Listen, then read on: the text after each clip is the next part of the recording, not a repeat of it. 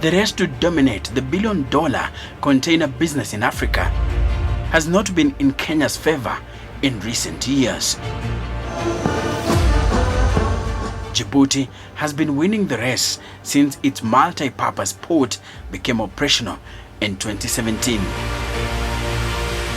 The 18 meters deep transshipment hub now handles bigger vessels than what Kenya's Mombasa port can. It was recently ranked by the World Bank as Africa's top container port, a coveted spot Kenya really admires. But to reach there now, a lot has to happen. Bandari yetu ya Lamu kutoka leo saa 10 kamili iko wazi kwa biashara.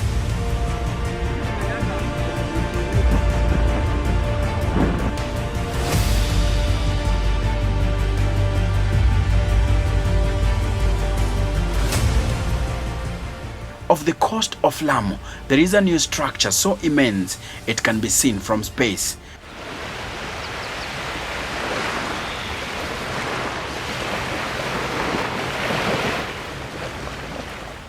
Over 240 kilometers from the port city of Mombasa lie Kenya's new port, LAMU Port.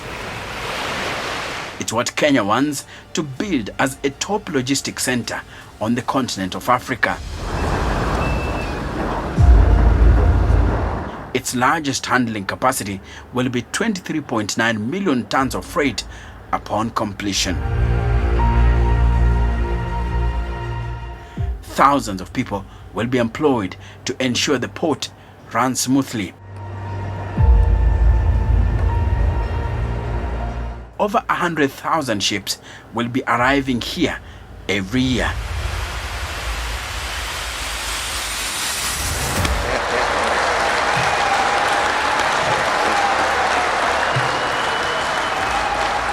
Na tunakaribisha wawekezaji, tunakaribisha wenye meli, tunakaribisha wafanyabiashara kutoka kila sehemu ya dunia waje watumie hili bandari. And their goods will only reach their final destination on time if enough men and women will be employed at the port.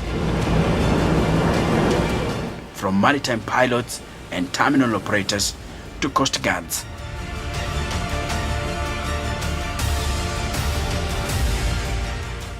"25 minutes past 12 noon, MV Cap Camel ship starts to approach the terminal at the new LAMU port along the Kenyan coast. It's carrying slightly over 100 containers. From now on, the clock is ticking.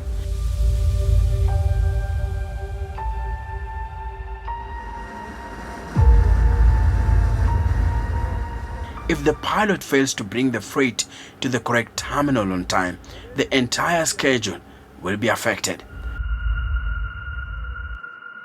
Unloading will take time, and the next ship will wait longer.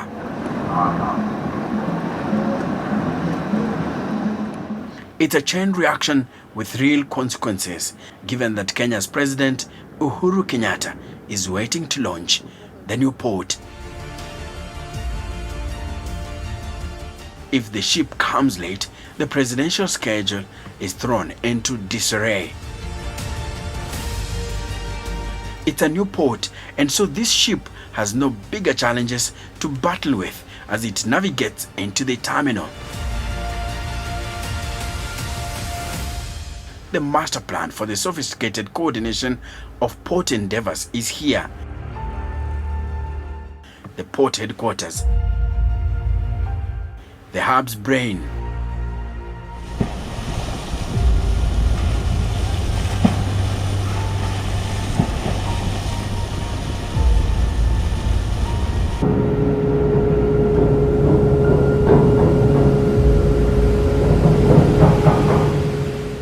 the terminal stipulates while the pilots moor the ship so as to optimize the use of the cranes.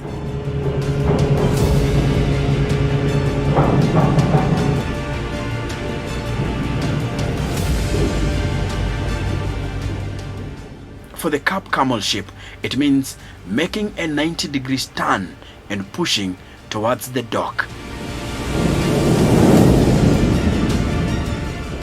To make this possible, the ship needs the help of tugboats.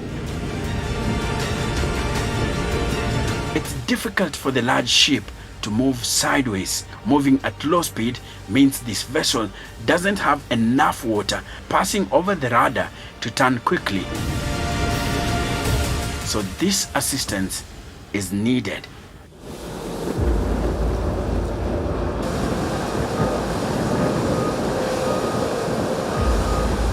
Two tugboats are cruising right up to the sides of the ship, pushing it to the dock.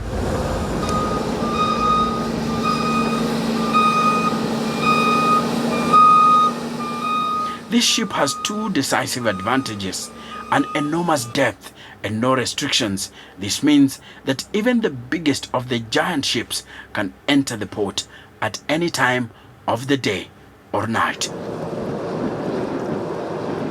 The ship is brought to the terminal as close as possible. They have done it. Cap Camel is perfectly positioned and becomes the first ship to dock in Kenya's newest port, and exactly on schedule.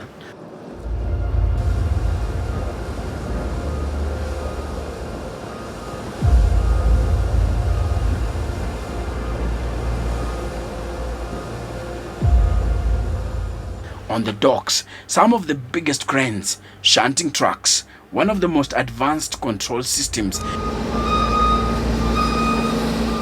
at any container port, and some of the best operators in the business have to unload Cap Camel.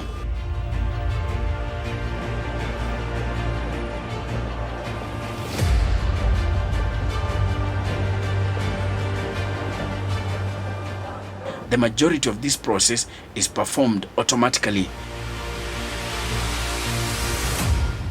The only human involved sits in the crane itself. Self-driving transporters which assist the cranes. They receive the cargo or deliver the container for loading.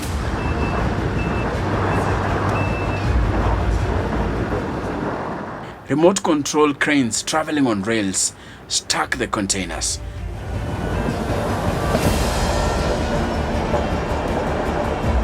Shunting trucks.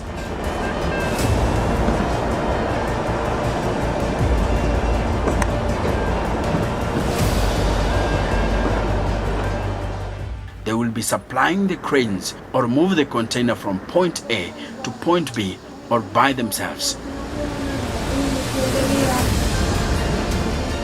From the moment this ship docks, the operators will just have a few hours to unload it. Then they have to move the containers to the mainland, and there is no room for error. And I invite and thank all shipping lines and cargo movers who are already using it, and those who are not using it, to make full use of this facility.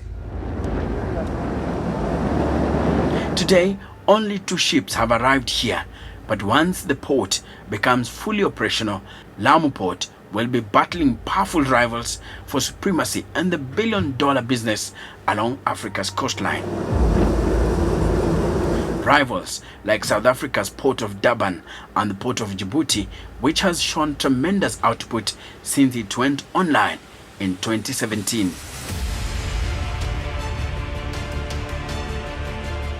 For so long, Kenya has relied on the port of Mombasa to position herself as the entry point to East and Central Africa, but with Djibouti investing heavily in its port,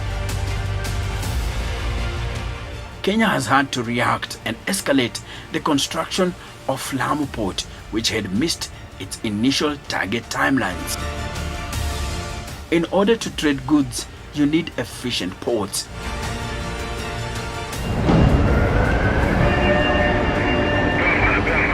Today, Asia is home to the top 9 ports in the world.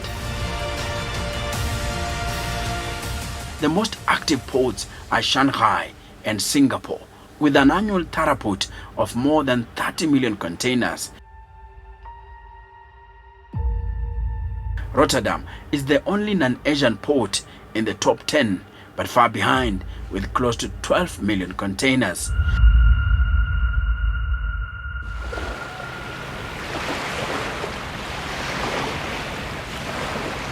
Congestion and delays at the port of Mombasa had forced the Kenyan government to construct inland container depots in Nairobi and Naivasha.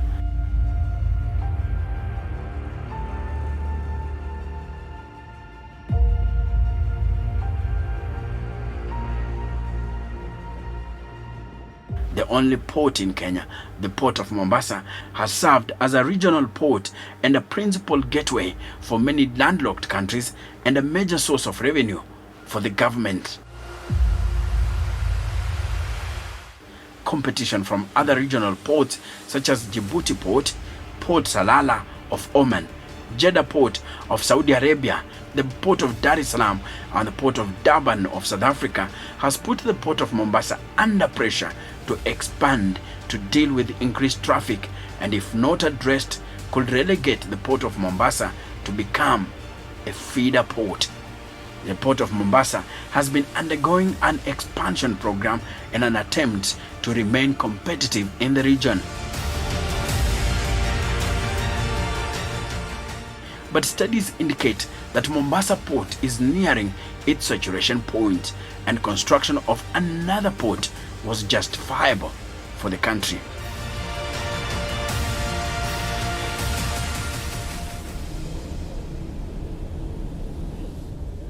Kenya's worry in the transshipment industry was not just limited to how much freight the port could handle.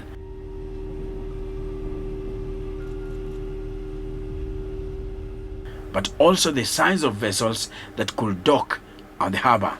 Ships are continually becoming bigger and bigger, with ship owners seeking to make more money from shipping of containers. And that requires deeper ports to dock. To remain competitive, Kenya sought to fast-track a dream that had failed to become a reality through generations. The LAMU port. I remember some doubting Thomases who questioned its viability and wondered if we would ever be utilized, wondering whether it would ever be built. They can stop wondering. We are here. And those who doubt its viability, just as they doubted our ability to build it, will also be put to shame.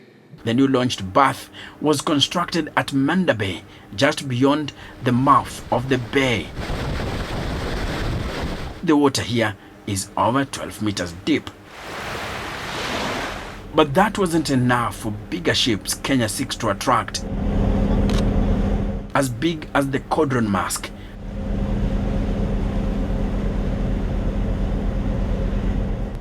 over 40 meters wide, over 300 meters long, longer than the tallest building in Kenya, Britam Tower, and needing deeper water than what Mombasa Port could offer.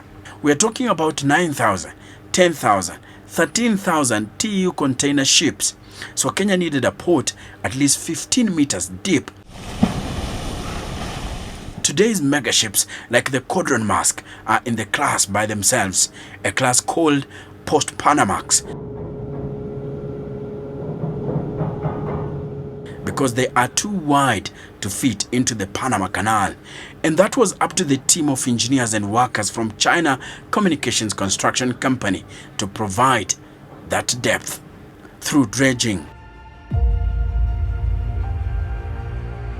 Dredging can be defined as excavation of underwater soil or rock mass. A hydraulic dredging system was used during the construction of the LAMU port.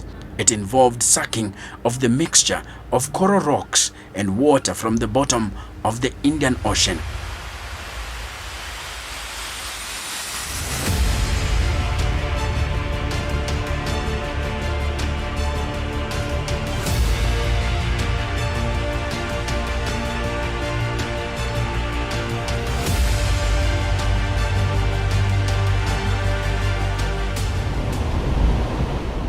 The economics with shippers tells them to get larger, tells them to get deeper draft.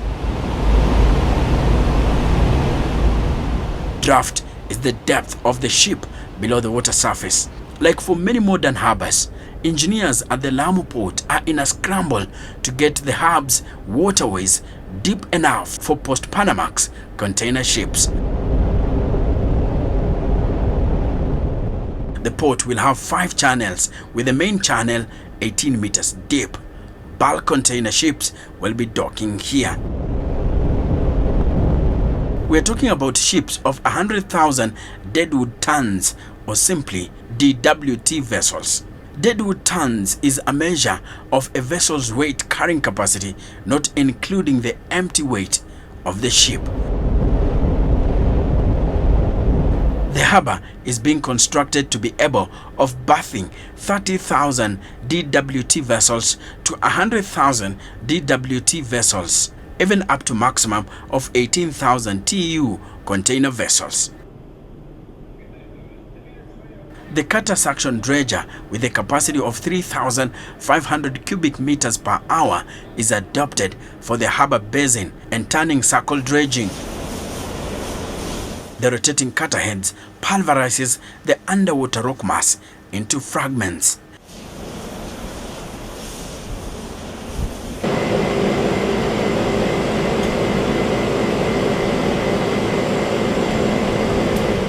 The terminal land area is reclaimed by the suitable dredged material.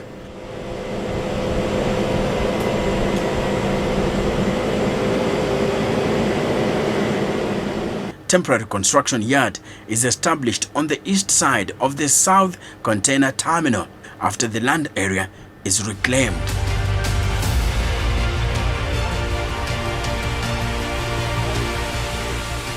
Rock material is then transported by 30 to 50 cubic meter hopper and placed over excavated footprint. The riprap work is carried out layer by layer, and compaction work is carried out by using 5-ton ramming boat. Precasting work of caisson is executed layer by layer. The bottom shuttering consists of structural steel, timber deck, and fiberboard. Reinforcement bars are fabricated over the bottom shuttering. Then there is the construction of a causeway to link the mainland with the port terminal. It will be crucial for getting cargo into and out of the port. By July, berth number 2 will be ready, and by October of this year, the last berth, which is berth number 3, shall also be operational. And that's going to substantial investment. And we have financed from our own resource, from GOK resource, not from any donor. The idea is to be a catalyst and encourage the private sector to invest in the construction of additional berths. Because as it is, this port is sufficient. By any individual, any companies, any entities within and also outside the country are encouraged to come and develop other berths on public-private arrangements. The development of the port was divided into the following phases: short, fast 3-berth, access roads, offices, yards, warehouses, and workshops. It was to be done between 2011 and 2015, but because of disruptions including the COVID-19 pandemic, the construction was delayed and the first berth was only launched in May 2021. And that means the other 2 phases that envisaged the remaining longer berth, railway line, shunting yards, and railway cargo stations will not be done according to the initial schedule. The 3-berth cost 48 billion Kenyan shillings since construction commenced in 2016 and measure 1.2 kilometers long and 18 meters wide. The first 3-berth will each have a capacity to dock 2 ships measuring 220 meters in length simultaneously. Total cargo capacity expected to reach 23.9 million tons by 2030. Mji huu wa Lamu utahitaji mambo mengi. Utahitaji nyumba za wawekezaji, kwa sababu mtakuwa na wengi ambao watakuwa wanakuja kutoa mizigo yao hapa, watakuwa wanataka kutafuta pahali ya kulala, pahali ya kukunywa chai. Hiyo ni biashara kwa vijana wa area hii. Hiyo ni biashara kwa wakulima wa area hii. Mtahitaji maofisi. Hawa wote ambao mnaona hapa wakija watahitaji maofisi. Hiyo ni kazi kwa vijana wetu. Shipping companies zile zitakuwa hapa. The project will have special economic zones ideal for an industrial hub, freight logistic hub, and information communication and technology parks.